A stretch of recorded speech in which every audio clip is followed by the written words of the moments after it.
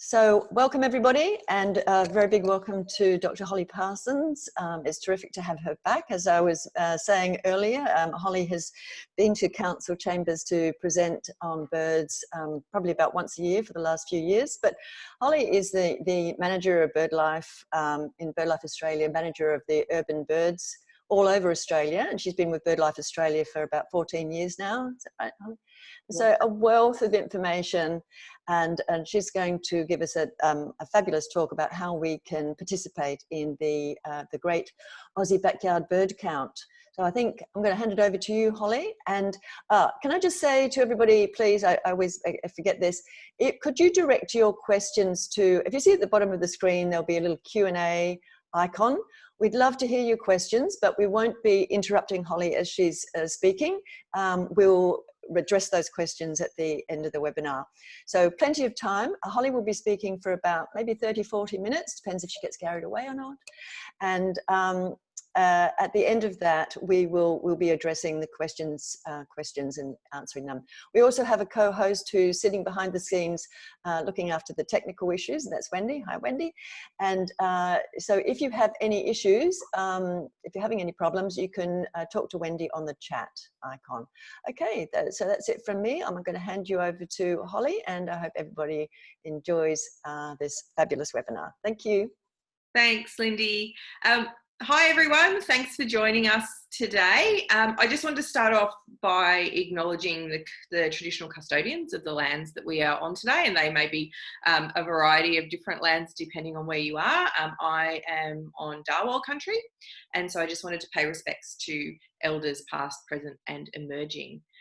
Today we're going to talk birds, and as I was saying before with Lindy, I think one of the at least my saving graces this year has been that, you know, birds are still around us everywhere, even though we may have been quite restricted in our movements, our bird life isn't. And so just by looking through a window or getting out in the garden, we've been able to stay connected with nature. And that has been a really vital thing for many of us in a really difficult year. What I wanted to do today was talk to you a little bit about three sort of facets of what we do in the urban bird program for BirdLife. So we're going to learn a bit about birds. I'm going to talk you through some of the birds that you might be seeing around your place and some tips and tricks on how to ID. We're going to learn how to participate. So I'm going to talk to you about how to take part in the Aussie Backyard Bird Count, which starts on Monday. And then we're going to go into just a little bit of info on creating spaces for birds, and I'll direct you to some resources that we've got as well to help you out. So I'm going to share my screen with you. Let's just see that this is going to work. Here we go. And fingers crossed. There we go. Hopefully everybody can see this now. So for those of you who haven't heard of our organisation before, BirdLife Australia, we are an organisation that has been around for a very long time in a couple of different forms. So we've previously been both Birds Australia and BOCA, or Bird Observation and Conservation Australia. Those organisations are both over 100 years old. In 2012, we merged to form BirdLife Australia. Basically, we are a not-for-profit organisation who is concerned about and does research and conservation efforts to protect Australia's native birds and their habitats. We are made up of a series of branches around the country. So for Sydney, we have our discovery space at Sydney Olympic Park and also our local branch there. They're all volunteer run. We also have staff around the country who conduct many, many projects as well. We have special interest groups, we have observatories, we have reserves as well. So we're made up of about 180,000 supporters, and I can't remember how many staff now. I think we sit at about somewhere around 70 staff. All working towards protecting our amazing bird life. You can become a member of BirdLife Australia if you're interested, or you can otherwise be a supporter by taking part in things like the Aussie Backyard Bird Count. So the main program that we run in the Urban Bird program is Birds in Backyards, and it's all about the birds that live where people live and how people can create great spaces for them and learn about the birds that live where they live. And we like to provide the information on how to create great spaces based on research. So looking at what we are uncovering through our citizen science or through what other academics are finding out, and feeding that information back into everything we do and how we reach out to the community. And we're talking about things that you can do at home. So this is home level, simple, though often steps that might take a little bit of a while to reach fruition, but we try and encourage that home level change. And, you know, I'm a little bit biased, but birds are wonderful. And so we like to use, where possible, the joy of birds and the lovely things that they do to encourage that connection. And we are incredibly lucky in Australia. I don't think we realise it a lot of the time, to have such a vast range of really gregarious, exciting, colourful, entertaining birds that live with us. Of course, the rainbow lorikeet, probably the most common bird we see in urban centres around Australia. Of course, us on the East Coast really like having them around for the most part.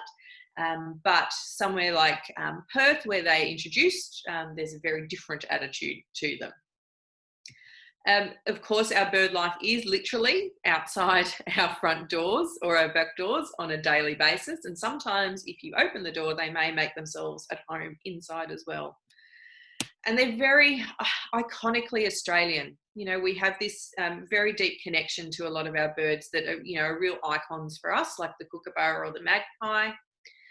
And they have, you know, pretty amazing personalities for the most part. They can be really playful. In some cases, they can be a little bit cranky, maybe. They're a little bit unusual at times. And of course, there are a suite of them that are maybe around when we may not be keeping an eye out for them, like this lovely boobook here. And we have this range of birds that we don't, are definitely not as common as they used to be, and still hang around in urban spaces, but we just don't see them as much, and they can be a little bit harder to spot. So things like your little spotted pardalotes, you know, you're talking about a bird that weighs about 9 grams, you know, it's about that big, yet is an extraordinary visitor if we're lucky enough to have them in our gardens. And of course, my little favourites are the superb fairy-wrens, and I'll talk a little bit about them later. And our urban landscapes are expanding. So our suburbs, our urban centres, our new developments are sprawling out.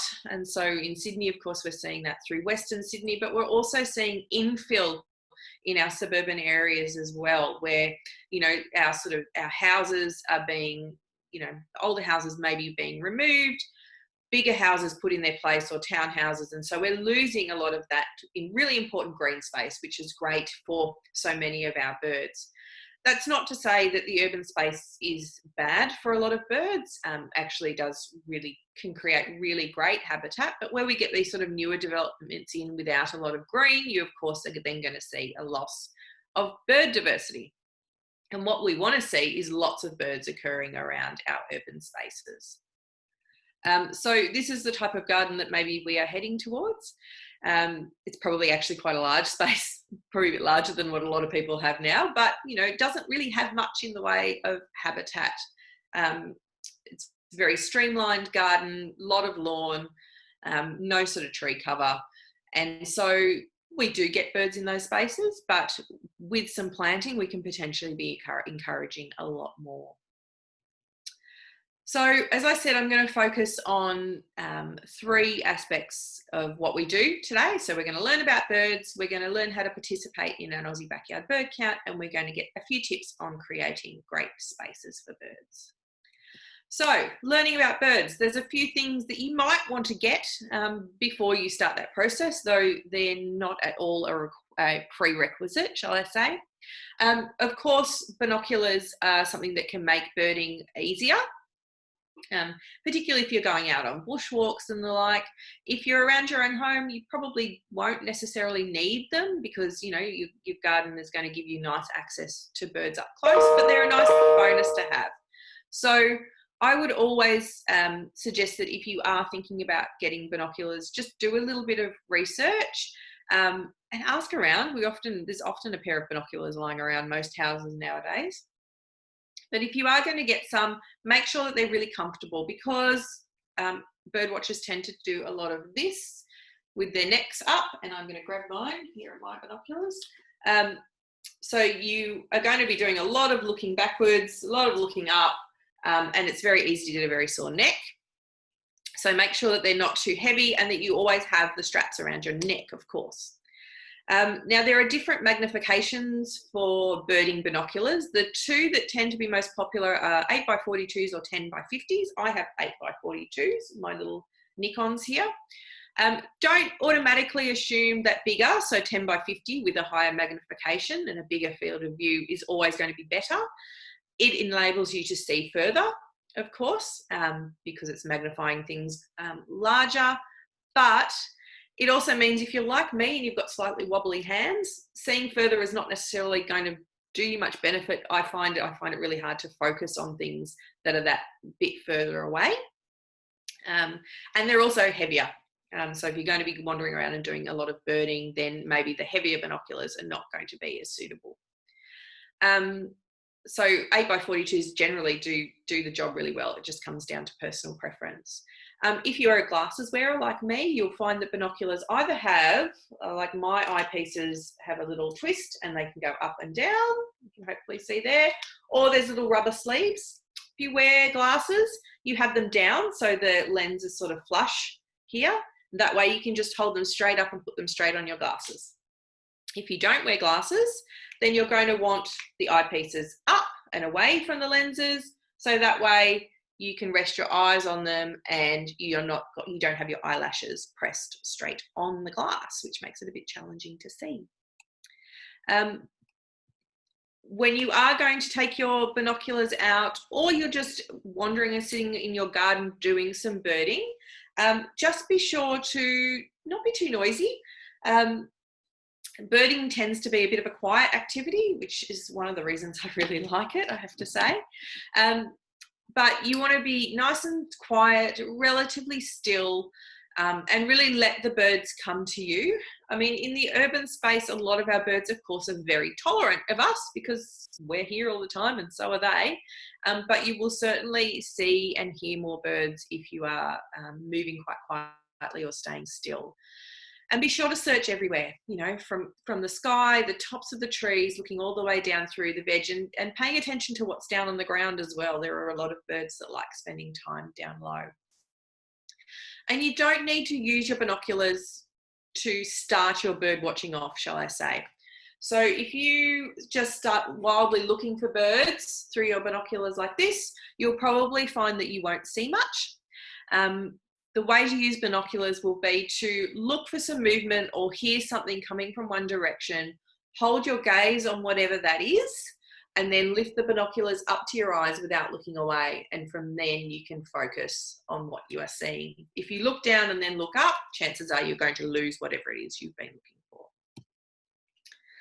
And of course then, if you see something, and we're going to talk mostly about IDing by sight today, you need to then try and work out what on earth it is. And so I tend to look for sort of 4 tenets when I'm trying to ID a bird: the size of the bird, the shape of the bird, any colours and markings you see in the behaviour.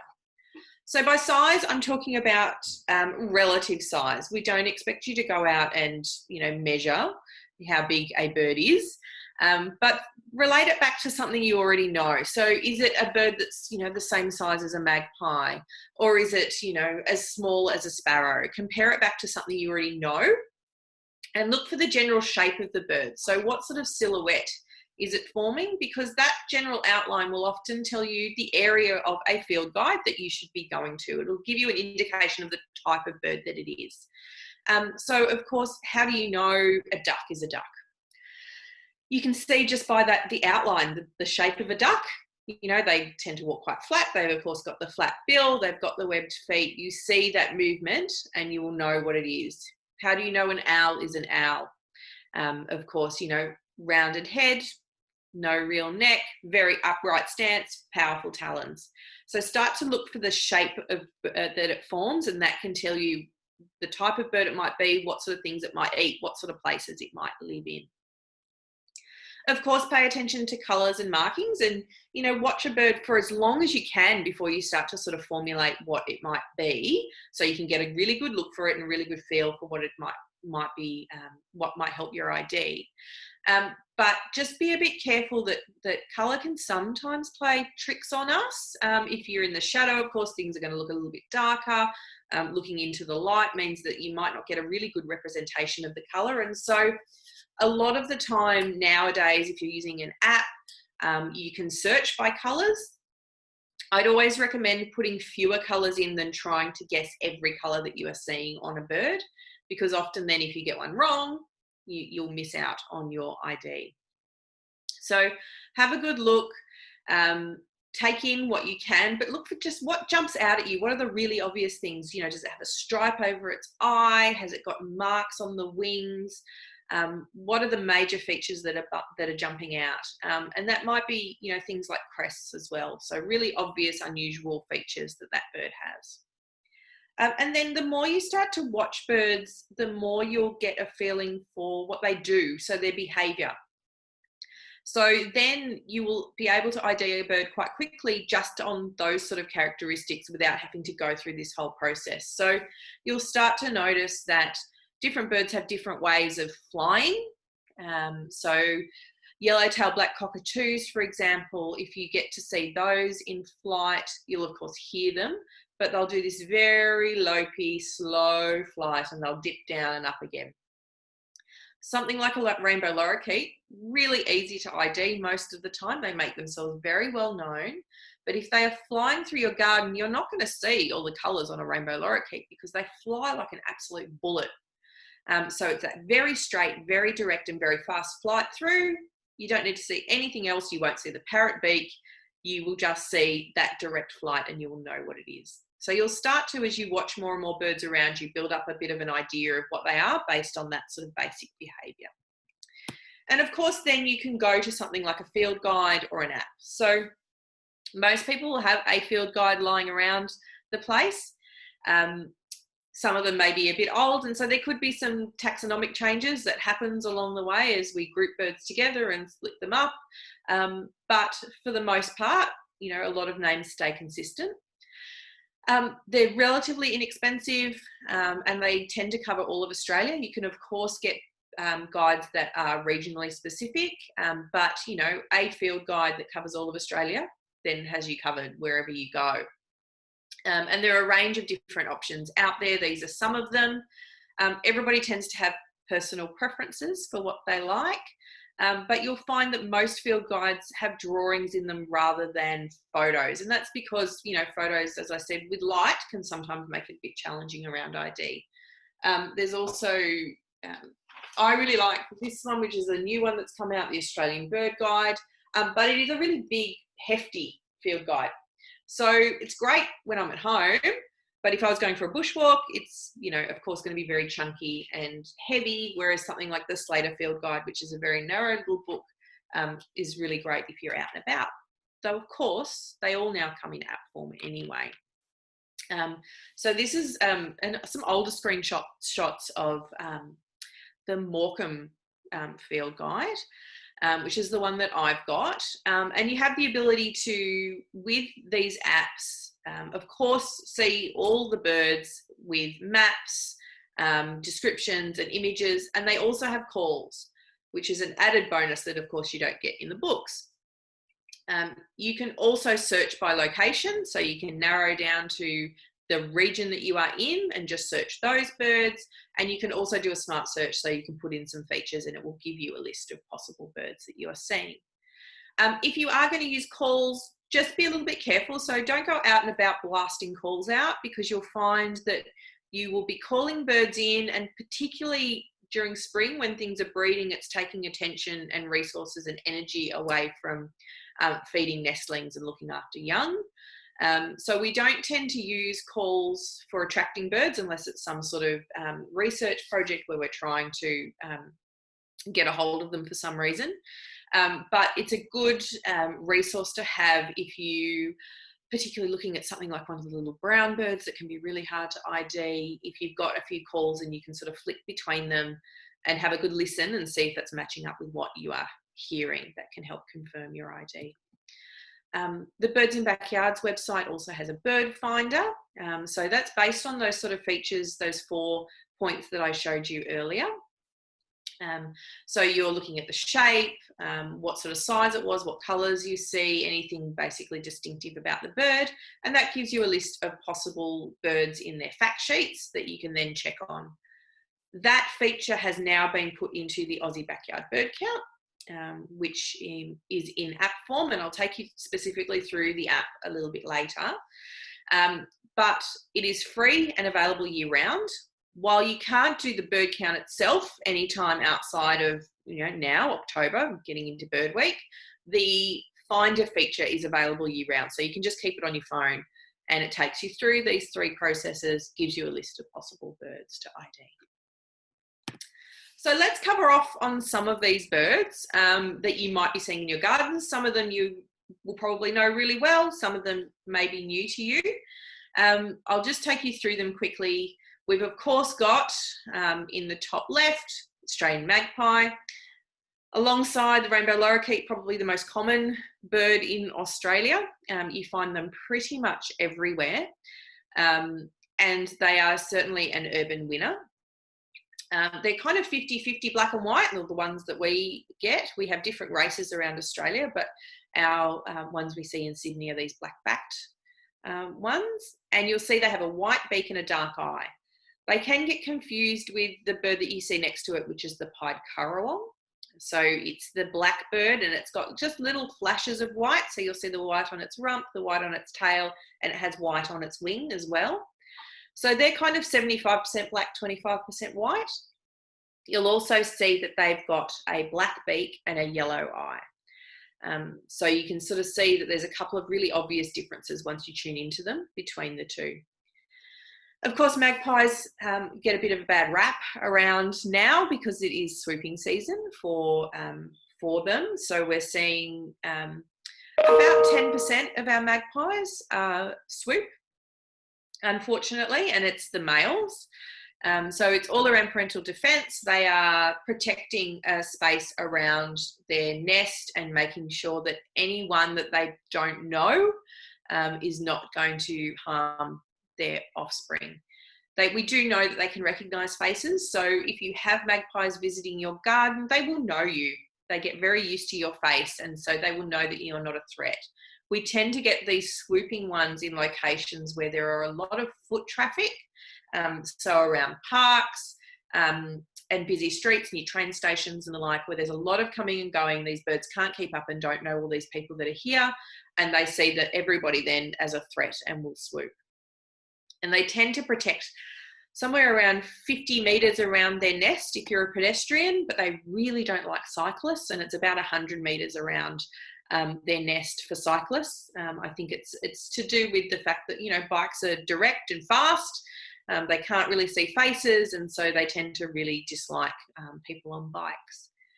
It can be it sounds really counterintuitive, but the best thing to do if you find yourself getting swooped is, of course, make sure that you've got sunnies and things on, so you've got your eyes protected. But try and really calmly get out of the area. So if you're on a bike, actually getting off the bike and walking. And if you are walking and you're getting swooping, just make an exit quickly without causing a big fuss. If you panic and run flailing with your arms in the air, chances are you are reinforcing to that bird that there's something to be scared of and encouraging them to swoop again. Of course, we've got the pied currawong, which I mentioned. They are a bird that are doing really well in Sydney for a few reasons. So they do find eggs and nestlings particularly delicious, and so they're thought to be responsible for decline of a lot of smaller birds. But they also like things like fruit-bearing plants, so things like privet. They are responsible for the spread of a lot of privet around the place as well, because they like the berries. We've also got a couple of other guys here, the Australian raven down in the bottom corner. Australia has both ravens and crows. They're all part of the same family. There's very, very little difference between them. Ravens tend to be what we label the larger ones. Crows tend to be the smaller ones. In Sydney, we tend to, most of the time, it's always an exception, have Australian ravens. So they will be the ones that you will see around the place for the most part. They have a real metallic sheen to them. They've got that very white eye. And you'll see they've also get this beard, and particularly when they do that call, you'll see sort of the beard puff up there. And then this little black and white guy we've got here, I should say girl, is a magpie lark or a peewee or a mudlark, depending on where you are. They get named all those different names. The technically correct common name that we describe them as is a magpie lark, but Sydney-siders tend to know them as peewees. Black and white bird, tend to find them down on the ground, maybe sitting on a power line as well. They forage around for insects.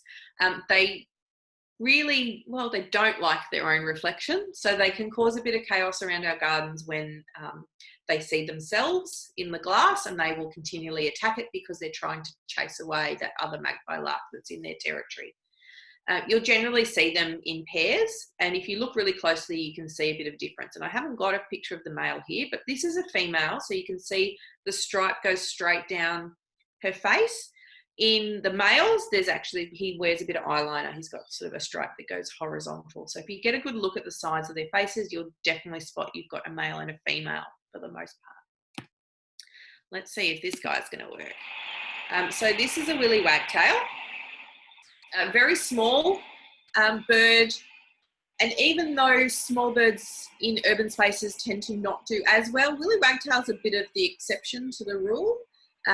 They tend to hold their own in urban spaces for a couple of reasons. So they are insect eaters and they like open space. So that's where they do all that little wagging, where they're foraging out on open lawns, on school grounds, in parks. They're getting down onto the ground and chasing up insects. We also, they're also a very confident bird for their size. So they don't back down from a fight, and they will take on other birds that are larger than them. They'll take on dogs. They'll take on anything that they think is a threat as well during breeding season. So they really rely heavily on parental defense to help raise their chicks, whereas a lot of small birds tend to be hiding their nests. This little dude is a crested pigeon. Really sweet bird. It's a native, so it's not a feral pigeon. It's not an introduced pigeon like what we call a feral pigeon, which is technically called a rock dove in Australia. So these guys are native. They're found pretty much all the way around Australia, and certainly one that is increasing in number. They're very sweet. I think they often get a bit overlooked because they're down on the ground. They've kind of got the groovy crest, but they're kind of drab looking unless you look closely at them. And when you do, you see these real sparks of colour. So they've got this beautiful emerald and magenta on their wings. They've got that bright red eye. As I said, the mohawk as well. So they really are a lovely bird to see around, and you'll often find them in pairs. The dude will be flashing around the female trying to impress her all the time. Parrots and cockatoos are some of the birds that do really well in urban spaces. I won't spend too much time on these guys because we know them really well. We've of course got rainbow lorikeets. I've talked about them already. Sulphur-crested cockatoos and galahs are also incredibly common through Sydney, a little bit like toddlers getting around out of control a lot of the time and causing chaos. And we also get corellas, so the long-billed and the little corellas in Sydney as well are certainly, particularly the last 15 years or so, doing really well. They have that very long parrot beak. Long-billed corellas have a red, almost like throat cut across here that you'll see, as well as a much longer beak than the little corellas do. And then we have a few other really special ones. So this is, it's very loud. A yellow-tailed black cockatoo.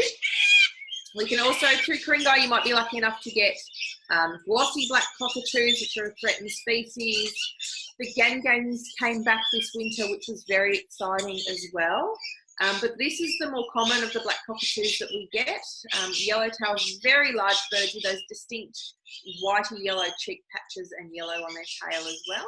They've got that massive, powerful beak, as you can see, and they are just a delight to have around, I think.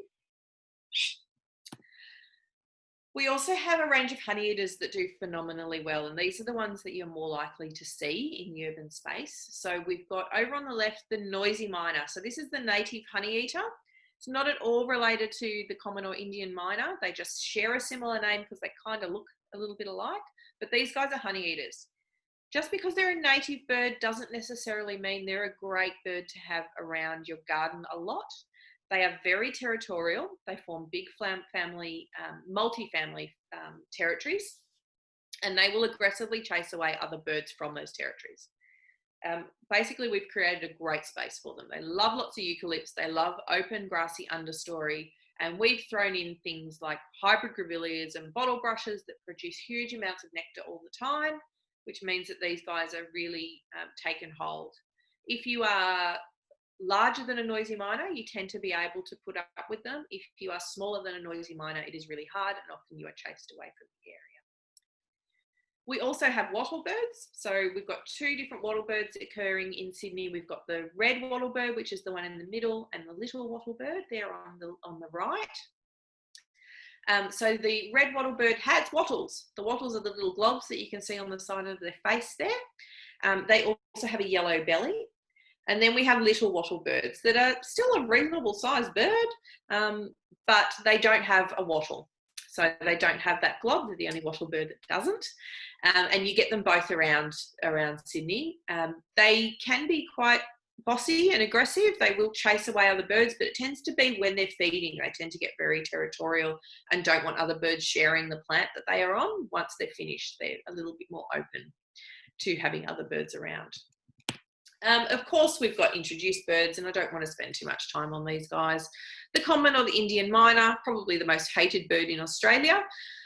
Again, these are birds that are doing really well because they have a very long history of living with people and have come here through European settlement, either deliberately or accidentally. The common miner was introduced deliberately in Melbourne and has spread upwards. Can cause problems particularly around nest hollows, where they will compete nest boxes and hollows with native hollow nesting species. We also have the house sparrow, a bird that is introduced, but people tend to have quite a fond affinity for. Once much more common than they are now, and I think that's to do with, again, that changing habitat, loss of shrub cover that they really like. And then we have things like starlings, and this is a common blackbird as well. So this is the male that's all black. The females are kind of have got brown in them. Not as common in Sydney, but certainly hanging around in spots and can cause a bit of chaos in the garden when they get through the leaf litter. Speaking of getting through the leaf litter, we've got this dude, the Australian brush turkey, a bird that around the 30s was in some very serious trouble, but in the last decade or so in Sydney has really bounced back. It's likely to do with a lot of extensive fox control that has gone on through the northern suburbs of Sydney, has allowed these guys to thrive again, and they are well and truly on the march through Sydney and beyond. They're not digging up my garden, so I quite like them. I know not everybody feels the same way. They're a really extraordinary bird. They're a mound builder, of course, and the males construct these mounds now sort of mound building season. They will move tons of leaf litter, and that mound is used for the females from all over that take a liking to him and his mound to lay their eggs in. And then he will keep an eye on that mound. So he will devote his time to checking the temperature. If it's getting too cold, he will rake leaves onto it. As it is getting too hot, he will take leaves away. Until the young hatch, they burrow their way out. They're little, fluffy, and they're on their own. So these little creatures can fly not long after they hatch, minimally. They're basically down on the ground though, and they are on their own for the rest of their lives, effectively. So really extraordinary. If you do have brush turkeys around, there is a brush turkey project. There's a PhD student at Sydney Uni who's working on them, and there are some tagged ones as well as an app called Brush Turkey where you can report your sightings and see where they are, where they're building mounds, and how they're doing in urban centres. The other guys we might be seeing, I'm just going to skip through these quite quickly, is things like Koels. It's Koel time. These are a type of cuckoo that make a consistently loud noise, often all night. This is a male here, that Koel call. So these guys lay their eggs in other birds' nests. For Koels, it's generally magpies, wattlebirds, maybe magpie larks. For channel-bill cuckoos, it's things like magpies as well. There's some channel-bills going off in the background. Very prehistoric looking bird. They lay their eggs in currawongs, magpies, ravens' nests as well. They migrate down the east coast from northern Queensland and also in through Indonesia and the like. They lay their eggs, spend their summer here, and then head back up again. We're going to just quickly do an eastern spinebill for some of the little birds that you might be lucky enough to get but not see very often. So this is a very small honeyeater, but one of the more common ones that we will get through the northern suburbs of Sydney. You can see they look very much like a hummingbird, very, very sweet. We also have a New Holland honeyeater. We'll just skip through. So New Holland honeyeaters are black and white with that splash of yellow. Pretty hard to miss, often a little bit cranky, but they're just small, so nobody pays attention to them. We have the spotted pardalotes. I showed you their picture before. You'll often find them really high up in the tops of trees and not necessarily coming down low unless it's breeding season, in which case they're digging tunnels rather than laying eggs in a traditional nest. And so they'll come out at around eye height to try and distract you. We also have fairy-wrens, as I said, my favourite. So these are little socially monogamous, so they make out like happy families when actually it's not quite happy families, and you'll have a male with his harem of females and young birds. So a lot of the young birds, a lot of the birds in that group are actually males that are just staying with mum and dad as what we call cooperative breeders before they either inherit a territory or move out and find their own. We also have this lovely little guy, the Silvereye, very distinct white ring around their eyes. So you might see them coming through your garden with a few other different types of birds. And they're a little bit weird because they are partially migratory. So there are some Silvereyes that migrate from Tasmania and Victoria up the east coast and winter in southeast Queensland, because why wouldn't you? And then there are other Silvereyes that just stay put, and so they will be around in Sydney all year round.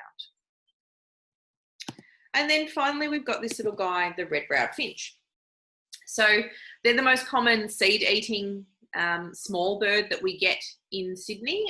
Very distinctive because you can see that real flash of red across the eyes and that nice chunky beak. You can see that's a seed eater, very short, chunky, but powerful little beak. You'll often find them near water, but of course seed eaters, so they're going for sort of some of your native grasses and the like. You'll get them mass nesting as well. So if they've got a spot that they like, you'll get a big flock of them nesting all, you know, in a series of trees together. Okay, let's get on to the bird count. I'm quite conscious of the time here because we are gearing up for Bird Week. So Bird Week runs in the third week of October for us at BirdLife Australia. And it dates back to our old Birds Australia days, so all the way back to early in the 20th century. So we've been celebrating the Aussie backyard bird count for Bird Week for the past few years, and it's our way of getting everybody out there taking 20 minutes out of their week during Bird Week to tell us about the birds that they are seeing. So you can do it from anywhere, from your garden, your local park, your patch of bush, your favourite green space, telling us what you see. Doesn't matter if you are seeing really common things and a few things that you think we're not interested in. We want to know about all the birds that you are seeing. It's effectively a census for us. of our birds that live where people live. And I think there's a bit of a misconception that you have to be a birder in order to take part, and that's absolutely not the case. I think people tend to know more birds than they let on a lot of the time. So here are some birds today. We've talked about some of these guys, but you should be able to name at least half of these birds. We've got from the top, the blackbird, the crested pigeon. We've got a crimson rosella here. That's a long-billed corella. Then down the bottom, of course, we've got the magpie, the superb fairy-wren, the eastern spinebill, and the noisy miner. So these are all the types of birds that you should be seeing around your space, at least some of them. You can ID them, you can take part. And if you can't ID them, we've got the bird finder, of course, built into the app. So you can take part as by yourself, or you can take part as a group. So you can have a family, you can be a school taking part, you can be a village, does not matter. You can just get together with friends, socially distancing as you need to, of course, to count the birds in your space. Now, there are two different ways that you can enter the data. So you can go to the website, which is aussiebirdcount.org.au, and follow the prompts through there, or you can download the app, which is available on Android and on iPhone. And as I said, that app has the finder built in that's accessible year-round for you. So once you have taken part and you've submitted your data, and I'll take you through some screenshots shortly, you can see live stats. So we can see how many people have been taking part and what our tally is. I think last year there was around 3 million birds seen last year. So this is what the homepage will generally look like. So on the app, that field guide is there. You can also then just get started. You register your details. If you register, you are in the running then for some prizes as well. And then the app or the website will automatically locate you. You can then also fine tune that if you need to. So if you're backdating and sending in a survey from earlier, you can move your pin around to where you were at the time. You don't need to be online to take part as well. So if you don't have internet connection when you do the app, when you do your count, when you get back online, it will upload that information for you. So you then go in and do a survey after you've located. You will have a timer that will tell you that your 20 minutes has started, and you simply enter the name of the bird that you are seeing. I always like to start slowly. So just type in part of the name that you know. So in this case, magpie, and you will get a list of birds that have got magpie in their name. Likewise, if you start typing in yellow, you will get a list of birds that have got yellow in their name. You simply select that button and you tell us how many of those birds you saw. And try and keep a count of how many actual birds you saw, not how many times you saw them. So if you saw the same group of 3 magpies, but they disappeared for a bit and they came back, and you know that it's the family group, you've still seen 3 magpies. You haven't seen 6 magpies because they've come back again, if that makes sense. If you are confident in calls and you know that you have heard a kookaburra, you didn't actually get a sight of it, but you heard it, count it. It can go in the count as well. So it doesn't have to be anything that you visually spot. If you are hearing a bird as well and you know what it is, it can go into the count. And then, of course, we've got this bird finder feature that I showed you earlier. When you go through that finder, you will get a list of possible birds, and you can click on some detail about what they are like and where they live. If that bird is outside of where you are, you will get a little warning that just says this bird is outside your location. And that way you might want to rethink it, or if it goes in, it then flags with us and we go through and vet that data at the end as well. Then, of course, you submit your checklist, you let us know how many of you took part, and you go into the real-time live data reporting that you can then go and explore as well. We've got a little YouTube clip as well that you can check out, but it's nice and easy to take part. And as I said, that starts on Monday. So you can download the app now and have some practice runs too, but it runs from Monday through till the 25th, which is next Sunday. So lots of opportunities to take part. You can do it as many times as you like. I just wanted to really quickly cover off on some creating habitat information. So you will get some information on the bird count down the track as we do the data analysis. We feed all the information back out to people. So you can see from last year, we had close to 90,000 people taking part, which was amazing. And we get lots of top 10 lists. But beyond the Aussie backyard bird count, if you have really liked it, you can take part in other surveys for BirdLife Australia, like our Birds in Backyard surveys. If you go to birdsinbackyards.net, you can find out lots more information about that.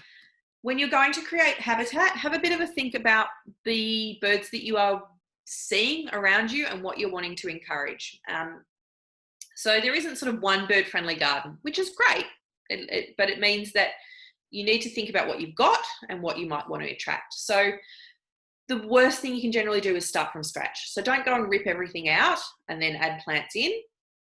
Try and add to your garden before you start taking away plants that you don't necessarily want. And just because it's not a native plant, don't discount it in terms of what habitat or food or resource it might be providing for birds. It's a good idea to, start keeping a tab of what you've got, and the bird count is a great way to get that process started.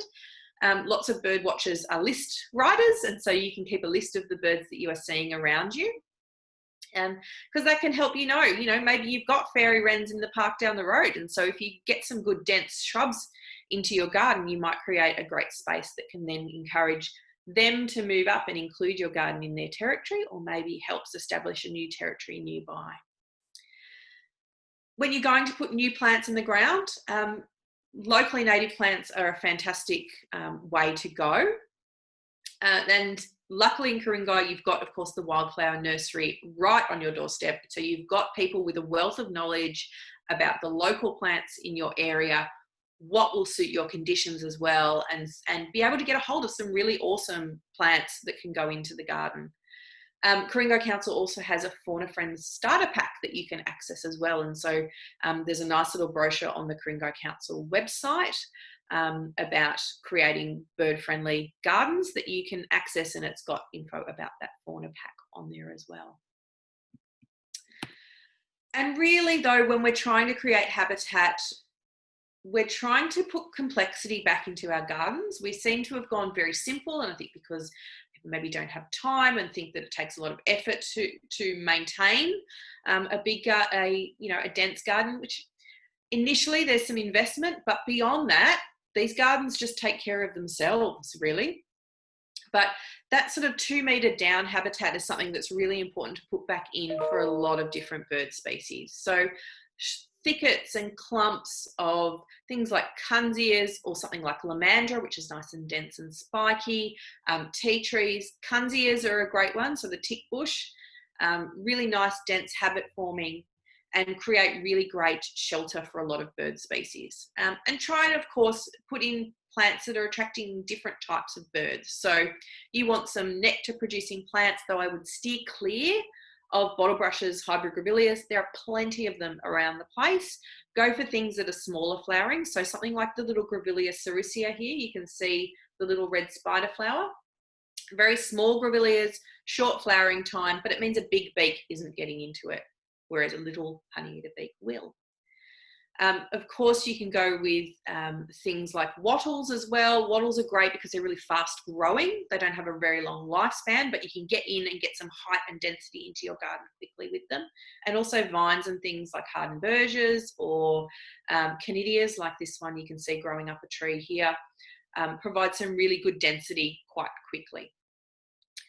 It's really important to tip prune your natives as well. So taking out the new growth as you put these new plants in creates that dense habit, which is really important for a lot of birds, and stops natives looking really leggy and blur, which they tend to do if you just stick them in the ground and leave them.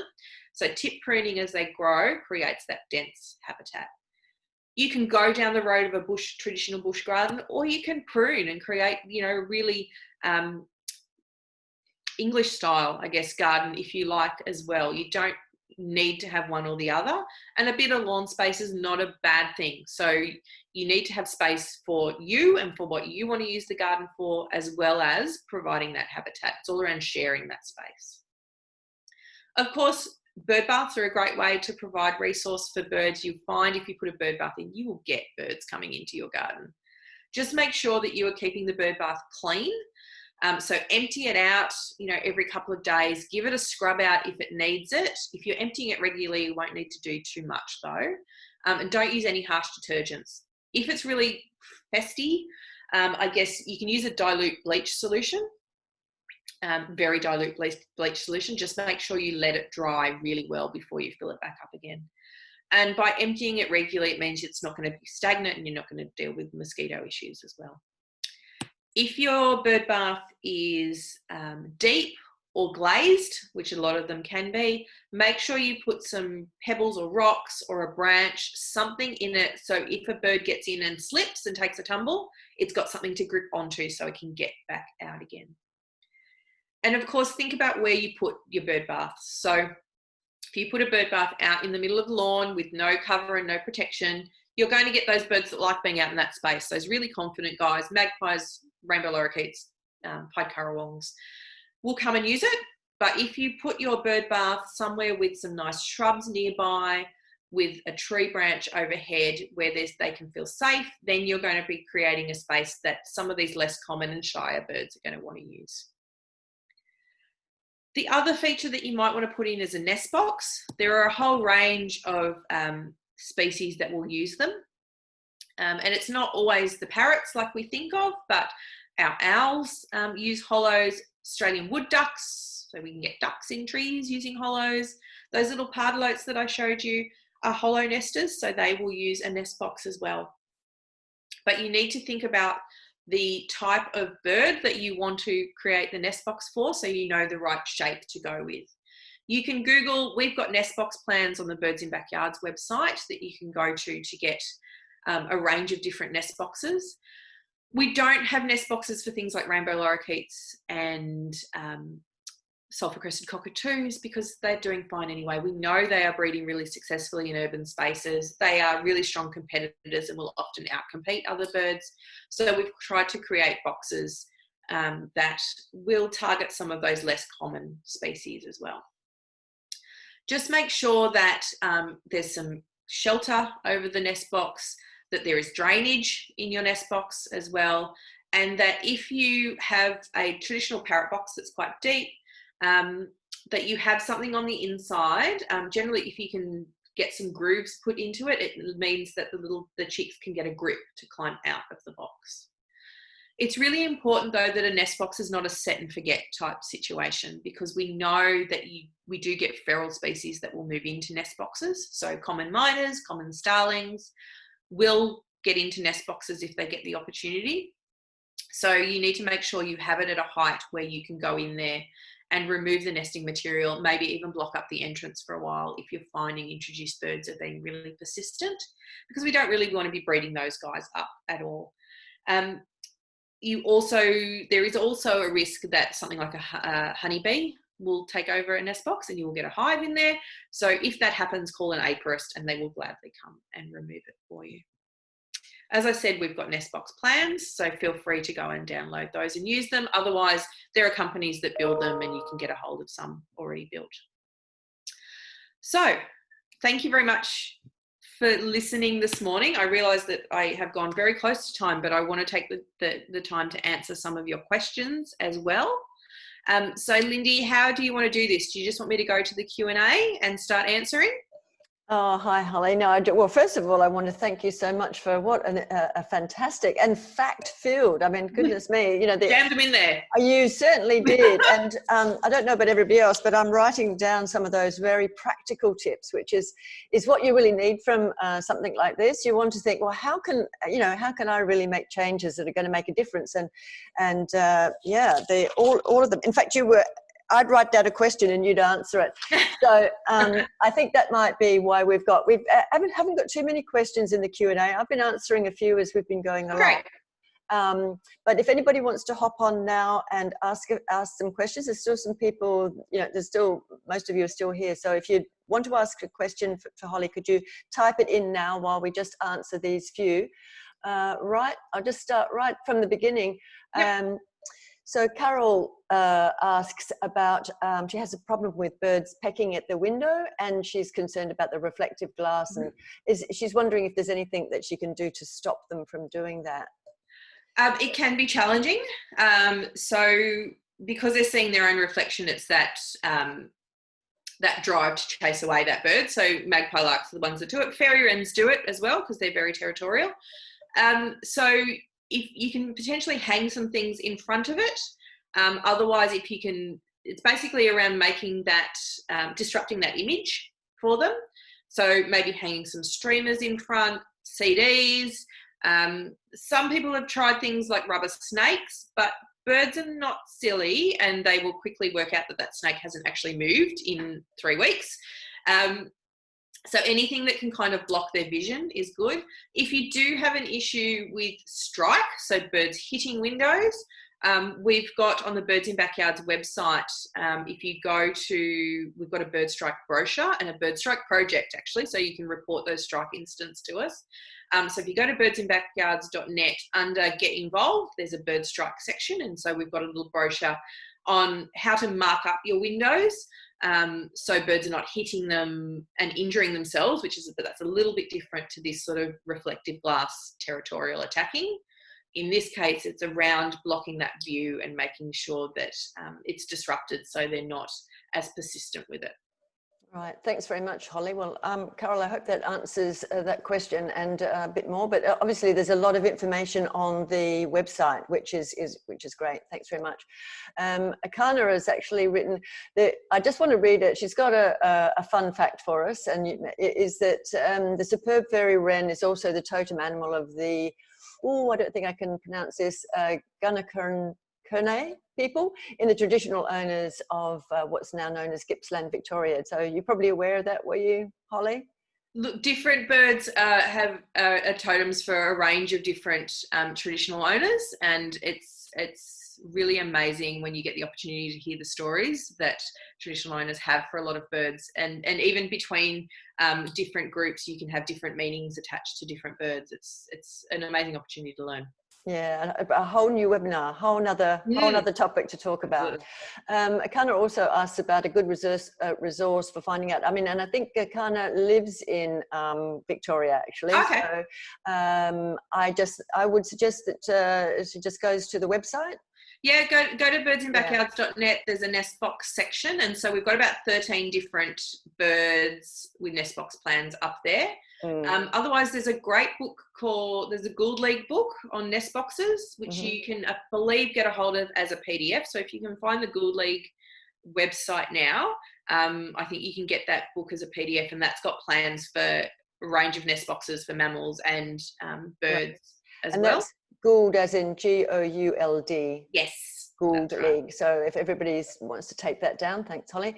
Jocelyn asked about butcher birds. They're native, aren't they? Butcher birds. They are. Yeah. So closely related to your magpies and the like. We have grey butcher birds for the most part in Sydney. They're the most common ones we get. Those sometimes we will get the pied butcher birds as well. They are a native bird, incredible call, just absolutely amazing. They are incredibly melodic, and they have the ability to mimic as well. So you'll often find their calls are weaving in a range of different birds into them. And they are called butcher birds because they butcher. So they get a bit of a bad rap, really, don't they? They do, and this time of year, some of them can get quite aggressive as well. So there is a bit of swooping that goes on with butcher birds, and they have a very strong beak with that hook on the end and can do some damage. They are, most of the time, they're very well behaved. It's just around now they can get a bit narky, but they will eat other smaller birds, but mostly sort of reptiles, mice, frogs. But definitely natives. Yep. Okay. This is a sort of a local one. Gemma's asking about a bird watching spot in the Hornsby area, but is Crosslands in Hornsby? I think it is, isn't it? Crosslands Water. That's a fabulous place to watch. Crosslands Reserve. Yeah, you can see a lot of birds there. There are so many opportunities. There are so many great national parks all through the northern suburbs of Sydney that there's great spots everywhere. Absolutely. I noticed you said that the gangs are back and they're very hard to see. Have you got any tips where we might be able to see them? Not yet. I haven't heard if they're still hanging around. I know they were sighted in winter, but I haven't watched this space. I'm keen to hunt them down at the moment, actually. Okay.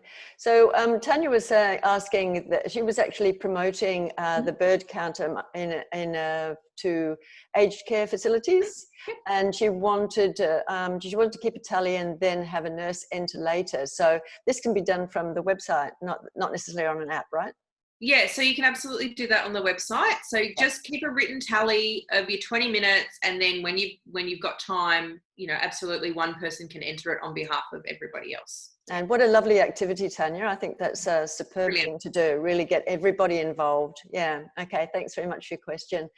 I kind of asked about adhesive stickers that change how the window glass appears to birds. Is that useful? Or? Yeah, so in terms of bird strike, what seems to be most effective is marking up the windows in almost like a grid pattern. So sometimes, a silhouette of a bird can work, but it seems to be the most effective is being able to grid the window so there is nothing greater than sort of a hand width of distance apart.